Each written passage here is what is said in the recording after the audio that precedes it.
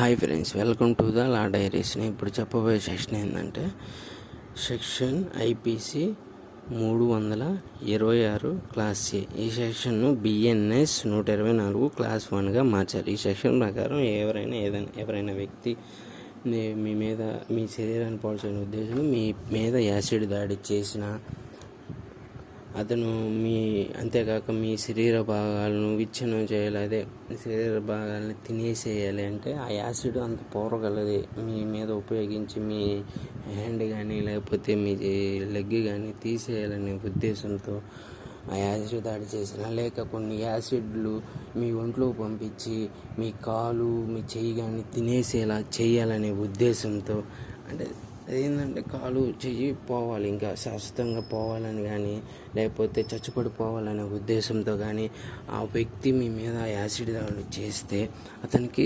తక్కువ 10 సంవత్సరాలు జైలు శిక్ష పడుతుంది. అంటే 10 సంవత్సరాలు తగ్గకుండా జైలు శిక్ష పడుతుంది. అంతేకాకుండా యావజ్జీవ శిక్ష పడవచ్చు. అంటే అతను చేసే ఇంజురీని బట్టి, అంటే కాలు చేయి పూర్తిగా తీసేయాలనే పరిస్థితి రావచ్చు. అలాంటి విషయాల్లో కూడా యావజ్జీవ శిక్ష ఖచ్చితంగా పడుతుంది. ఎందుకంటే పర్మనెంట్గా తీసానంటే అతను చాలా స్ట్రగుల్ అవుతాడు ఆ మనిషి. ఎందుకంటే కాళ్ళు లేవు, పాపం పని చేసుకోలేడు, అందువల్ల యావజ్జీవ శిక్ష పడవచ్చు. అంతేకాక అతనికి జరిమానా కూడా ఖచ్చితంగా విధిస్తారు. ఆ జరిమానా విధిస్తారు.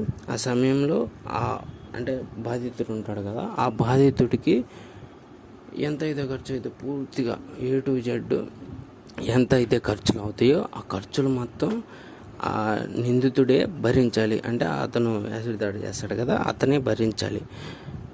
అంతేగాక ఆ డబ్బులు మొత్తం కూడా ఆ బాధితుడికే చెందాలి. అంతేగాని వేరే వాళ్ళు ఎవరు తీసుకోవడానికి ఉండదు. అదేవిధంగా ఈ సెక్షన్ వల్ల అది మగవారి మీద చేసినా కానీ లేకపోతే ఆడవారి మీద చేసినా కానీ ఇదే శిక్ష అమలు అవుతుంది. వాళ్ళు చేసినారా అంటే వాళ్ళు చేసే దాన్ని బట్టి అదేవిధంగా ఇదే అమలు అవుతుంది. దిస్ ఈజ్ ఐపీసీ 326 క్లాస్ ఏను బిఎన్ఎస్ 124 క్లాస్ 1గా మార్చారు. ఈ సెక్షన్ ప్రకారం ఈ విధంగా శిక్ష పడుతుంది.